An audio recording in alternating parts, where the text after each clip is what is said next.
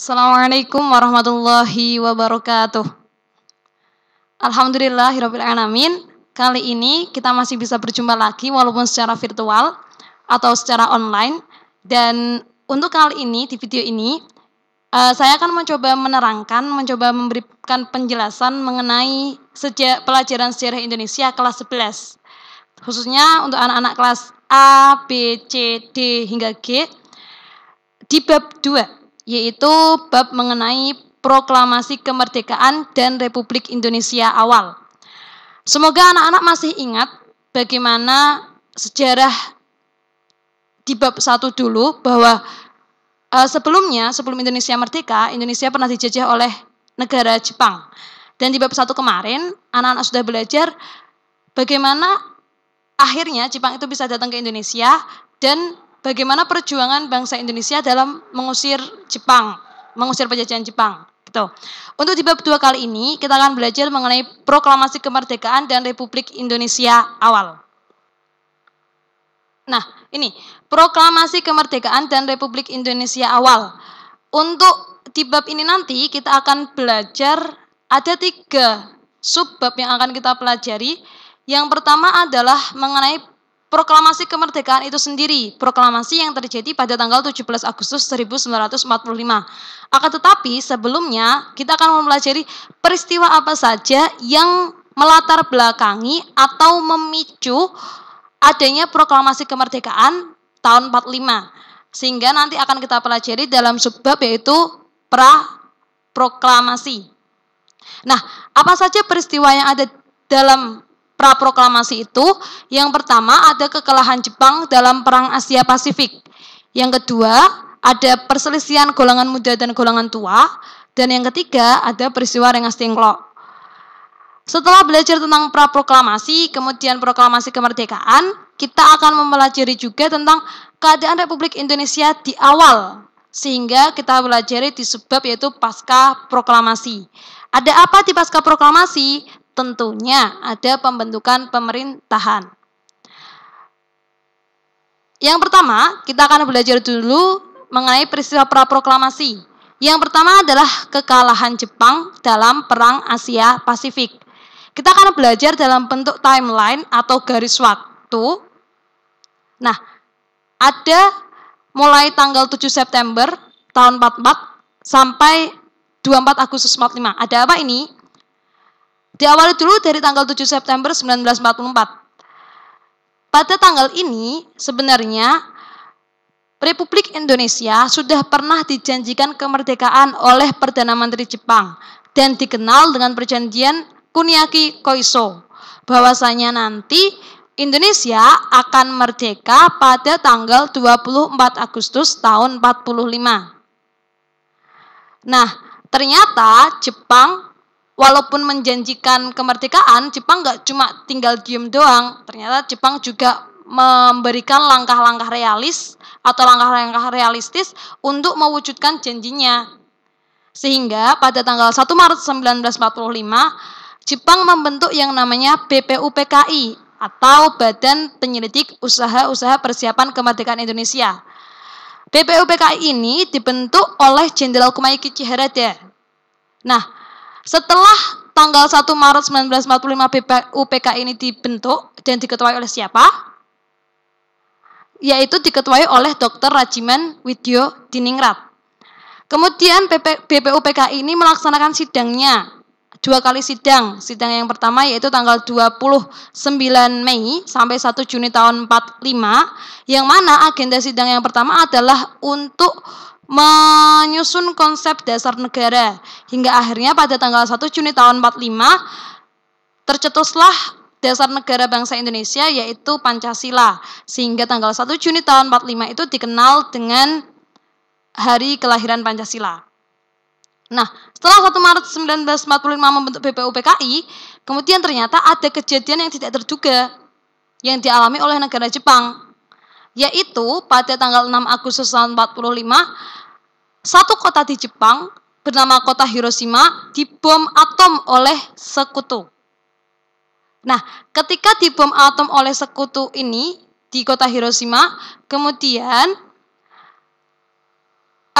Jepang pada tanggal 7 Agustus sesuai dengan janjinya untuk memerdekakan bangsa Indonesia tanggal 24 Agustus nanti, tanggal 7 Agustus Jepang membentuk badan yang namanya PPKI, yaitu Panitia Persiapan Kemerdekaan Indonesia, dibentuk oleh Marsikal Terauchi. Kalau sebelumnya adalah BPUPKI itu untuk menyelidiki usaha apa saja yang perlu dipersiapkan, kalau PPKI itu sudah lebih jelas agendanya. Dia sudah ke panitia. Apa saja sih yang harus dilakukan untuk memerdekakan diri? Gitu.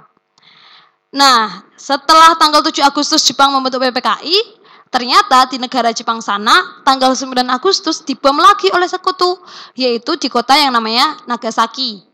Sehingga dalam 1 minggu berturut-turut, 2 kota di Jepang itu dibom oleh sekutu, yaitu kota Hiroshima pada tanggal 6 dan kota Nagasaki pada tanggal 9. Nah, pada tanggal 9 ini kota Nagasaki dibom, bertepatan juga dengan pemanggilan 3 tokoh negara ke dalam Vietnam, yaitu Insinyur Soekarno, Muhammad Hatta, dan Dr. Rajiman Widyodiningrat. Buat apa kok dipanggil ke Vietnam? Ternyata setelah pulang tanggal 12 Agustus, mereka beliau bertiga ini bercerita kalau Jepang akan tetap menepati janji untuk merdeka tanggal 24 Agustus tahun 45. Tapi nanti dulu, kamu harus sidang dulu, yang namanya sidang PPKI. Sidang PPKI-nya tanggal berapa? Tanggal 16 Agustus tahun 45. Nah, setelah kembali ke Indonesia tanggal 12 Agustus ini, ternyata ada kabar buruk. Jepang mengibarkan bendera putih atau Jepang akhirnya menyerah tanpa syarat kepada sekutu.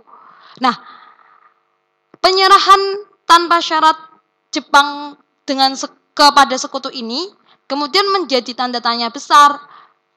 Kalau Jepang menyerah, bagaimana nasib bangsa Indonesia? Apakah akan tetap dimerdekakan tanggal 24 Agustus? Atau justru kita masih dalam belenggu kolonialisme dan imperialisme? Nah, itu akan kita pelajari di peristiwa selanjutnya, peristiwa praproklamasi selanjutnya, yaitu adanya perselisihan golongan muda versus golongan tua. Nah, ini diawali dari ketika kepulangan 3 tokoh dari darat Vietnam diminta untuk sidang PPKI tanggal 16 Agustus.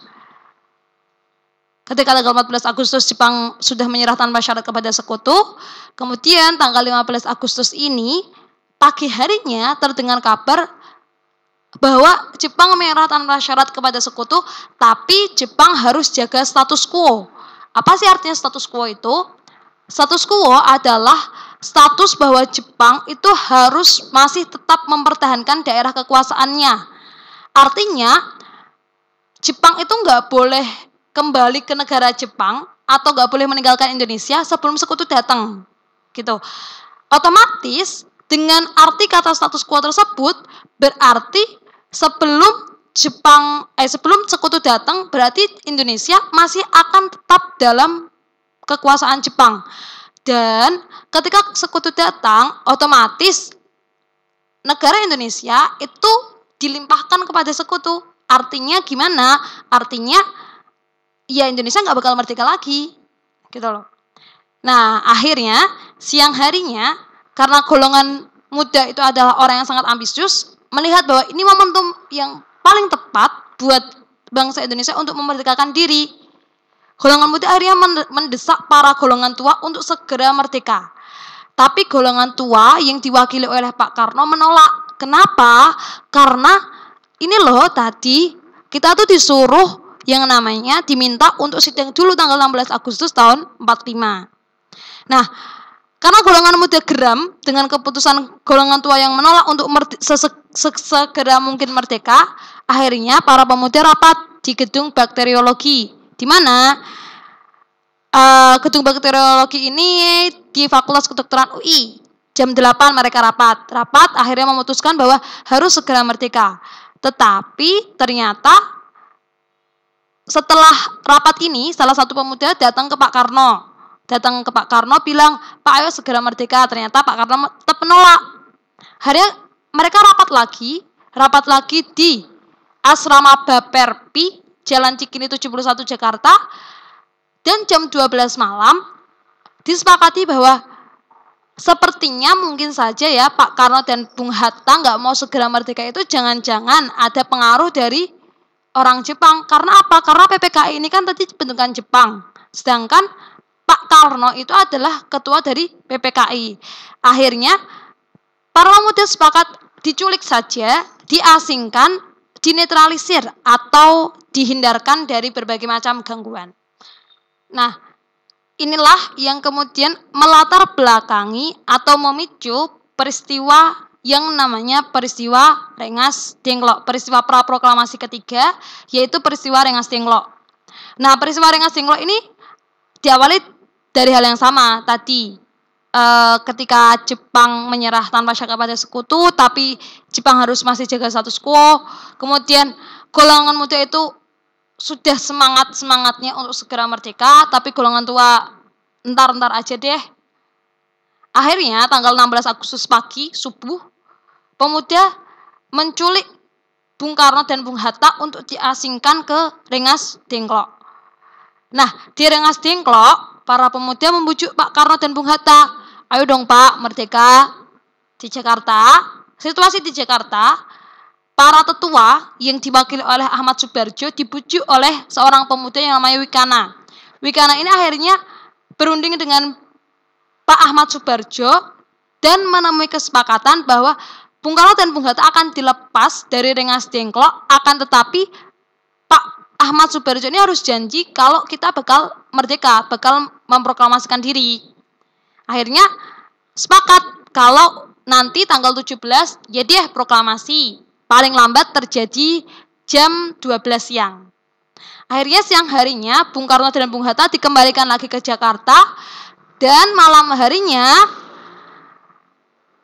dilakukanlah persiapan proklamasi di rumah Laksamana Maeda. Selesailah peristiwa pra-proklamasi karena sudah memasuki tanggal 16 Agustus. Itu artinya tanggal 17 Agustus proklamasi kemerdekaan Indonesia. Nah, tapi proklamasi kemerdekaan Indonesia ini enggak cuma serta-merta langsung proklamasi Indonesia merdeka. No. Ada beberapa hal yang perlu dipersiapkan. Sehingga akan kita bagi menjadi 3 babak. Yang pertama adalah tahap 1 persiapan proklamasi. Persiapan proklamasi ini diawali ketika Bung Karno dan Bung Hatta kembali ke Jakarta siang harinya. Ternyata mereka nggak langsung menuju rumah Tadashi Maeda atau Laksamana Maeda. Tapi mereka terlebih dahulu menemui Nishimura. Nishimura itu adalah gubernur militer Jepang. Nishimura ini, Bung Karno dan Bung Hatta menemui Nishimura, minta izin atau tanya, ini boleh merdeka enggak? Ternyata Nishimura bilang, ya dilarang merdeka lah. Lawong, apa istilahnya, Jepang itu kalah, tapi Jepang masih harus jaga status quo. Sehingga mau nggak mau, apa yang terjadi, ya Indonesia masih dalam kekuasaan Jepang. Tuh. Sebelum nanti sekutu datang. Akhirnya Bung Karno dan Bung Hatta ini malam harinya udah enggak, Bung Karno dan Bung Hatta sudah tidak menghiraukan larangan dari Nishimura karena ada salah satu militer Jepang yang namanya Tadashi Maeda ini sudah dekat dengan Bung Karno dan Bung Hatta. Untuk mencari rasa aman untuk mempercepat proklamasi, Bung Karno dan Bung Hatta menuju ke rumah Tadashi Maeda di Jalan Imam Bonjol nomor 1 Jakarta.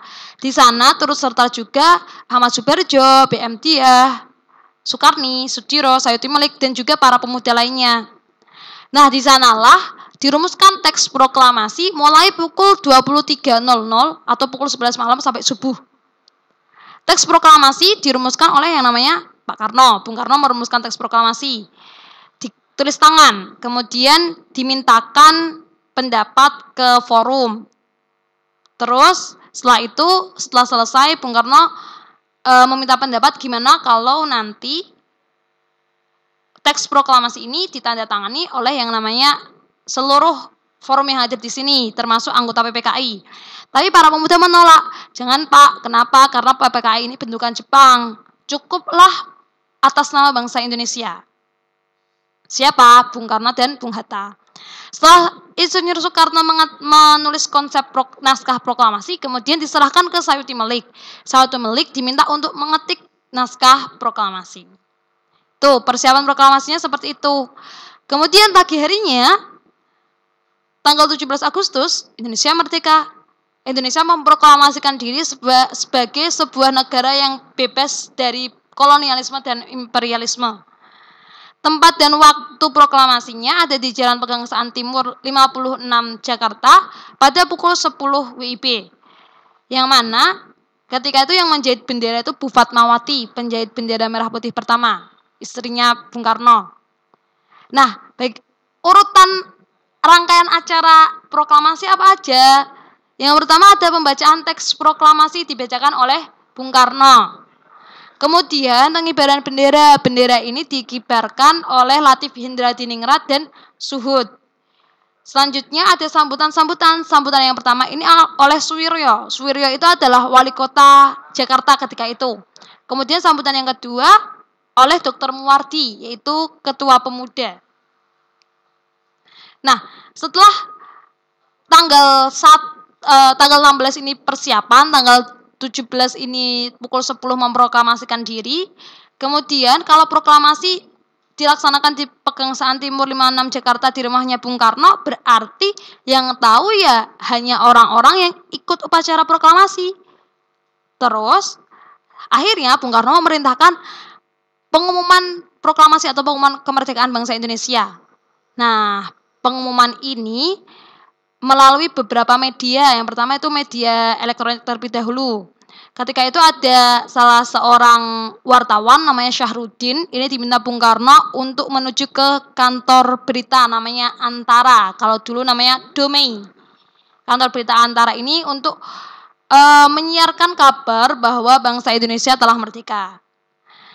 Setelah itu, Syahrudin ini membawa berita ke radio Republik Indonesia atau RRI.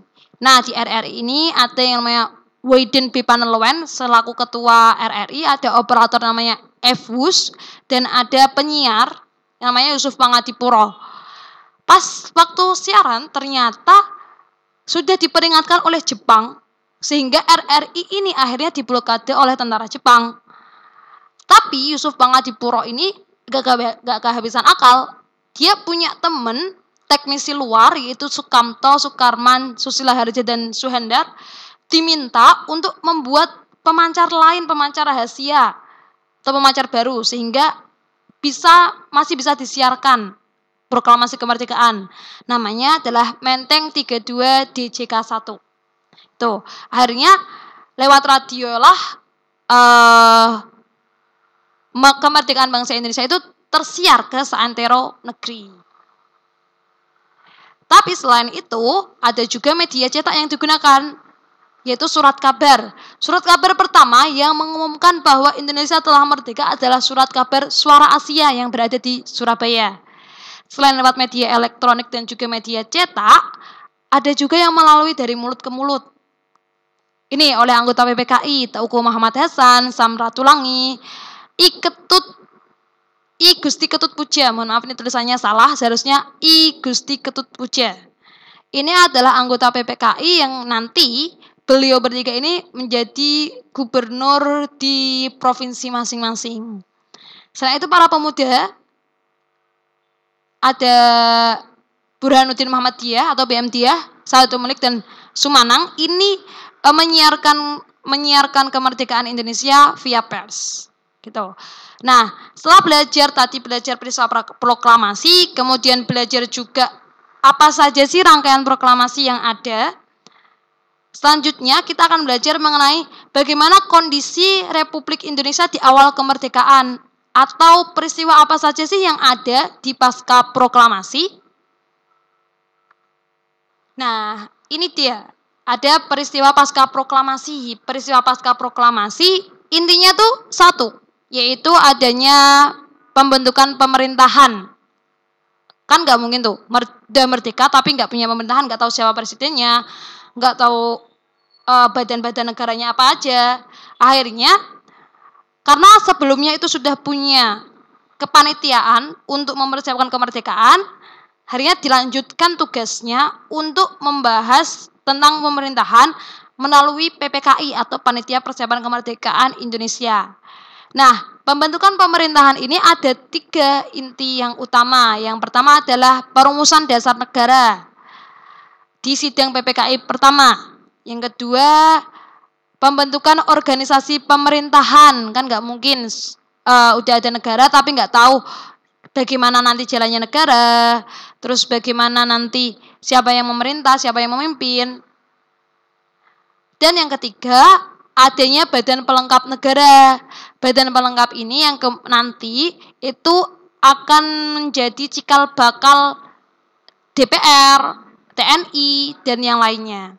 Nah, intinya kalau di peristiwa pasca proklamasi itu adalah pembentukan pemerintahan melalui sidang PPKI yang terjadi pada tanggal 18 sampai 22 Agustus tahun 45. Kita bahas satu-satu. Sidang PPKI sesi 1 itu membahas tentang dasar negara. Dasar negara yang dibahas ini ada dua, ideologi dan konstitusi. Tapi kalau ideologi ini kan sudah pernah dibahas. Ideologi sudah pernah dibahas sebelumnya di sidang BPUPKI. Ideologi kita jelas, Pancasila udah ketok palu, udah selesai berarti. Kemudian pembahasan selanjutnya adalah konstitusi negara kita apa nih? Nah, disepakati konstitusi negara atau UUD 45 ini adalah Piagam Jakarta yang kemudian disahkan menjadi UUD 45.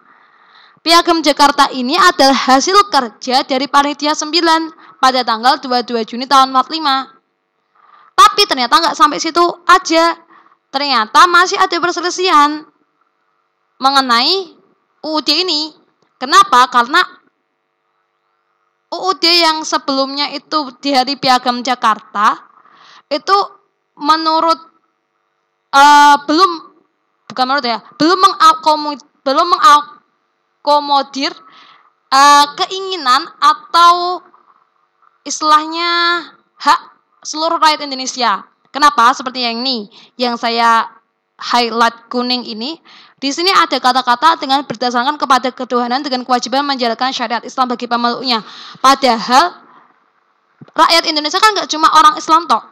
Sehingga kalimat ini mendapatkan protes atau menuai protesan dari saudara-saudara kita dari Indonesia Timur. Mereka akhirnya usul diganti aja lah kata syariat Islam itu. Kan kita juga ikut memperjuangkan kemerdekaan, padahal kita kan nggak orang Muslim. Akhirnya diganti hanya dengan berdasarkan ketuhanan yang Maha Esa. Selain itu, di batang tubuh UUD yang lama itu ada kalimat presiden adalah seorang Indonesia asli dan beragama Islam. Lanjutnya ini adalah membawa agama lagi. Kok sara banget toh? Nah, akhirnya disempurnakan. Presiden harus orang asli Indonesia. Sehingga dengan UUD yang seperti ini yang sudah disahkan, yang sudah disempurnakan, bisa mengakomodir berbagai elemen masyarakat Indonesia dari Sabang dan sampai Merauke, tidak memandang suku, agama, ras ataupun budaya. Udah diketok palu. Nah, keputusan sidang PPKI 1 tanggal 18 Agustus tahun 45 ini ada 3. Yang pertama adalah mengesahkan UUD 45. Yang kedua, memilih presiden dan wakil presiden.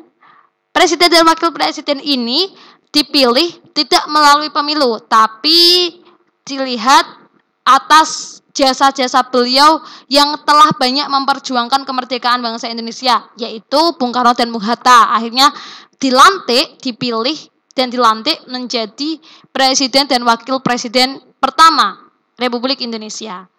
Dan yang ketiga, yaitu keputusan bahwa tugas presiden nanti dibantu oleh Komite Nasional sebelum terbentuknya MPR DPR. Maksudnya gimana? Maksudnya gini, kalau presiden dan wakil presiden ini kan badan eksekutifnya, beliau yang memerintah. Kemudian nanti siapa yang menjalankan, siapa yang mewakili suara-suara rakyat. Kalau sekarang suara-suara rakyat kan diwakili oleh MPR dan DPR. Tapi kalau zaman dulu karena MPR dan DPR itu belum terbentuk, akhirnya diputuskan, udah dibentuk saja Komite Nasional. Komite Nasional itu nanti yang akan mewakili asumsi atau suara dari rakyat. Tuh. Setelah sidang PPKI 1, kemudian berlanjut ke sidang PPKI kedua, yaitu tanggal 19 Agustus tahun 45. Kalau tadi sidang PPKI 1 itu adalah membahas mengenai dasar negara. Sidang PPKI 2 membahas mengenai organisasi pemerintahan. Bagaimana sih struktur organisasi yang harus dijalankan oleh sebuah negara yang merdeka? Nah, di sidang PPKI 2 ini akhirnya diputuskan ada pemerintahan pusat dan ada pemerintahan daerah. Pemerintahan pusat dibentuklah 12 kementerian. Ada Kementerian Dalam Negeri sampai Kementerian Pekerjaan Umum. Nih, Kementerian Dalam Negeri, Luar Negeri, Kehakiman, Keuangan, Kemakmuran, Kesehatan, Pengajaran, Sosial, Pertahanan, Penerangan, Perhubungan, dan juga Pekerjaan Umum. Ada 12 kementerian. Selain kementerian, ada juga dibentuk juga lembaga negara. Lembaga negara ada Mahkamah Agung, Jaksa Agung, Sekretaris Negara, dan juga juru bicara. Itu di pusat. Kemudian gimana biar pusat ini mudah untuk berkoordinasi dengan daerah-daerah yang ada di Indonesia? Karena kita tahu bahwa Indonesia kan terbentang dari Sabang sampai Merauke, luas sekali. Akhirnya diputuskan dibentuk juga pemerintahan daerah. Ketika itu hanya ada 8 provinsi. Yang pertama Provinsi Jawa Barat, Jawa Tengah, Jawa Timur, Sumatera, Sunda Kecil, Maluku, Sulawesi, dan Kalimantan. Nah, rata-rata gubernur ini adalah orang-orang daerah yang dulu menjadi anggota PPKI. Seperti siapa tadi? Seperti Teuku Muhammad Hasan, I Gusti Ketut Puja, dan juga Sam Ratulangi. Coba nanti dilihat lagi di sebelumnya bahwa 3 orang ini, Muhammad Hasan, I Gusti Ketut Puja, dan juga Sam Ratulangi, ini yang dulu ikut menyebarkan berita proklamasi kemerdekaan ke daerahnya masing-masing. Tuh. Nah, atas jasa-jasanya mereka, atas jasa-jasa beliau bertiga, akhirnya diberi penghargaan untuk menjadi gubernur di wilayah masing-masing. Tuh. Selesai sidang PPKI 2 tanggal 19 Agustus tahun 45 sudah selesai, berarti sudah terbentuk organisasi pemerintahan dan juga bangsa Indonesia sudah punya dasar negara. Setelah itu ada sidang PPKI ketiga yang terakhir, yaitu tanggal 22 Agustus tahun 45. Ini membentuk apa? Membentuk Badan Kelengkapan Negara. Ada yang namanya KNIP, Komite Nasional Indonesia Pusat. Selain itu juga dibentuk partai politik dan juga dibentuk Badan Keamanan Rakyat. KNIP, Komite Nasional Indonesia Pusat. Ini adalah cikal bakal dari DPR atau lembaga legislatif. Kenapa? Karena tadi tujuan utamanya adalah untuk membantu tugas presiden. Berarti kalau presiden ada maksudnya adalah karena sebagai cikal bakal DPR, otomatis dia harus punya hak legislasi atau hak untuk menjaring suara dari rakyat. Nah, KNIP ini dilantik tanggal 29 Agustus tahun 45 sehingga hari pembentukan KNIP ini ditetapkan juga sebagai hari jadi DPR. Kemudian KNIP melakukan sidang yang pertama yaitu tanggal 16 Oktober tahun 45. Nah, dalam sidang itu ada usul KNIP diberi hak legislatif sehingga usul itu diterima dan keluarlah maklumat nomor 10 bahwa KNIP berperan sebagai MPR dan DPR sementara. Artinya KNIP itu punya hak untuk mewakili suara rakyat untuk diusulkan kepada badan eksekutif. Setelah itu tugas pokok KNIP ini nanti untuk membantu presiden dilaksanakan oleh siapa? Dilaksanakan oleh BPKNIP. Tuh. Kemudian sudah ada eksekutifnya, sudah ada legislasinya, walaupun legislasi itu baru dipegang oleh KNIP. Sekarang biar pemerintahannya nggak semena-mena, otomatis harus ada pihak yang kontra atau pihak yang istilahnya memantau atau mengawasi kinerja pemerintah. Kinerja pemerintah itu kan diawasi oleh rakyat sendiri. Rakyat yang tergabung di partai politik. Nah, akhirnya dibentuklah partai politik. Partai politik yang pertama kali dibentuk itu adalah Partai Nasional Indonesia. Ini sebagai partai dasar dan partai tunggal ketika itu. Tapi atas usul BPKNIP dan keluar maklumat tanggal 3 November tahun 45, kemudian muncul berbagai macam partai politik. Bisa dibaca di buku partai politiknya apa saja. Silakan dibuka bukunya sambil dengerin video sambil dibaca juga. Dan yang terakhir, badan kelengkapan yang terakhir itu adalah Badan Keamanan Rakyat. Badan Keamanan Rakyat ini adalah sebagai cikal bakal TNI. Loh, kenapa toh lawang sudah merdeka kok masih saja dibentuk Badan Keamanan? Ingat tadi Jepang kalah dengan sekutu, tapi Jepang itu masih harus menjaga status quo. Berarti suatu saat negara Indonesia bisa diambil alih oleh sekutu. Gitu kan, ketika sekutu itu datang. Dan Jepang kembali lagi ke negaranya, tapi sekutu datang. Akhirnya karena Soekarno ini was-was, akhirnya Pak Karno memutuskan untuk dibentuklah BKR, Badan Keamanan Rakyat. Tujuannya apa? Tujuan utamanya adalah untuk memelihara keselamatan masyarakat dan keamanan negara di berbagai wilayah. Nah, BKR ini anggotanya dari siapa saja? Anggotanya itu dari organisasi-organisasi kemiliteran yang pernah dibentuk pada masa penjajahan Jepang. Ada Seinendan, Keibodan, Heiho, dan juga PETA atau Pembela Tanah Air. BKR ini kemudian melakukan aksi yang pertama pada tanggal 16 September 1945. Ini melawan SEAC atau Southeast Asia Command, yaitu gabungan negara blok sekutu yang ada di Asia Tenggara. Tuh. Kemudian aksi yang kedua tanggal 29 September tahun 45 melawan Nica. Nica ini adalah tentara militernya Belanda. Tentara militernya Belanda datang lagi ke Indonesia. Artinya kan negara Indonesia belum sepenuhnya aman, sehingga dibentuklah BKR ini. Nah, untuk SEAC dan Nica nanti kita akan bahas di video-video selanjutnya. Karena masih ada video lagi. Kemudian, BKR ini bukan tentara. BKR ini cuma Badan Keamanan Rakyat. Akhirnya BKR ditransformasikan atau mentransformasikan diri, mengubah dirinya menjadi TKR, Tentara Keamanan Rakyat, pada tanggal 5 Oktober tahun 45. Karena TKR ini, bukan karena TKR itu hanya melakukan tugasnya selama 1 bulan, akhirnya TKR diubah lagi menjadi TRI, Tentara Rakyat Indonesia, pada tanggal 26 Januari tahun 46. Berarti nggak ada setahun ya.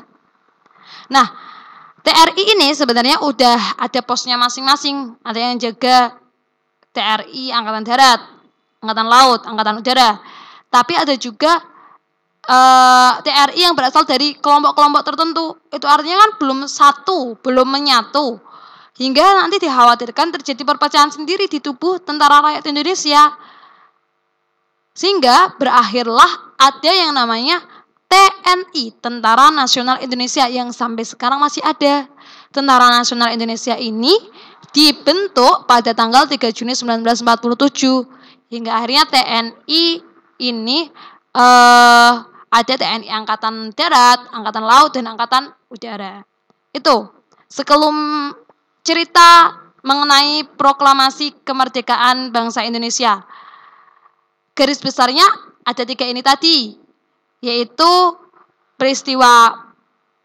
ada peristiwa praproklamasi, ada peristiwa proklamasi kemerdekaan, dan ada juga peristiwa pasca proklamasi. Nah, ternyata proklamasi itu rumit kalau dirunut sejarahnya. Jadi, jangan sekali-kali sebagai anak muda ingin merubah apa yang sudah dirumuskan oleh para pahlawan terdahulu. Dulu para pahlawan itu terbatas teknologinya, terbatas alat komunikasinya, tapi beliau pemikirannya mampu melampaui zaman. Beliau nggak pernah mikir kalau ternyata Pancasila itu adalah dasar negara yang paling cocok. Akhirnya sekarang kita bisa merefleksikan diri bahwa benar Pancasila yang dulu dirumuskan oleh para pemimpin negara ketika itu adalah dasar negara yang paling cocok. Makanya jadi anak muda jangan sekali-kali kemudian ikut sana ikut sini dan nanti terbawa arus bilang kalau Pancasila itu nggak Islami, Pancasila itu yang lainnya. Akhirnya ingin merubah dasar negara, ingin merubah bentuk negara, jangan seperti itu. Kalau dulu para pahlawan itu sudah berjuang secara fisik, secara pemikiran, beliau nggak cuma berjuang secara fisik dan juga beliau berjuang secara pemikiran. Sekarang anak muda itu tinggal menikmati kemerdekaan dan mengisi kemerdekaan itu dengan hal-hal positif. Jangan sampai kemerdekaan yang telah diperjuangkan oleh para pahlawan itu direnggut atau direbut kembali oleh negara yang ingin menguasai Indonesia. Perjuangan kita tuh sekarang lebih mudah karena nggak berjuang secara fisik, tapi lebih sulit juga karena sekarang berjuang secara otak atau pakai akal. Pakai akal, gimana caranya kita bisa tetap eksis di panggung dunia, gimana caranya kita bisa maju menyaingi negara-negara lain. Gitu. Nah, semoga dengan pandemi COVID-19 ini, anak-anak semua bisa merefleksikan diri, bisa berintrospeksi diri, apa sih yang kurang dari kegiatan saya untuk mengisi kemerdekaan Indonesia? Apakah saya sudah benar mengisi kemerdekaan Indonesia itu? Atau jangan-jangan saya hanya terbawa arus? Nah, sebagai anak muda, mari kita ambil langkah nyata, ambil peran nyata di masyarakat buat mengisi kemerdekaan dengan hal yang positif. Gampang aja kalau masih berstatus pelajar itu caranya gimana? Buat mengisi kemerdekaan. Belajar yang rajin, buat apa? Biar nanti ilmunya itu bisa bermanfaat bagi negara Indonesia untuk memajukan bangsa kita. Kita lahir dari Indonesia, nanti kita akan juga kembali ke negara kita. Gitu. Dan ingat bahwa NKRI itu harga mati. NKRI itu nggak ada duanya. Apapun yang terjadi, Pancasila, UUD 45 itu adalah dasar ideologi dan dasar konstitusi kita. Gitu. Semoga cerita tentang proklamasi kemerdekaan dan juga Republik Indonesia awal bisa menjadi bahan perenungan kita bersama untuk bagaimana kita bisa bersikap sebagai seorang pemuda. Akhirnya dari saya cukup sekian, saya akhiri. Wassalamualaikum warahmatullahi wabarakatuh.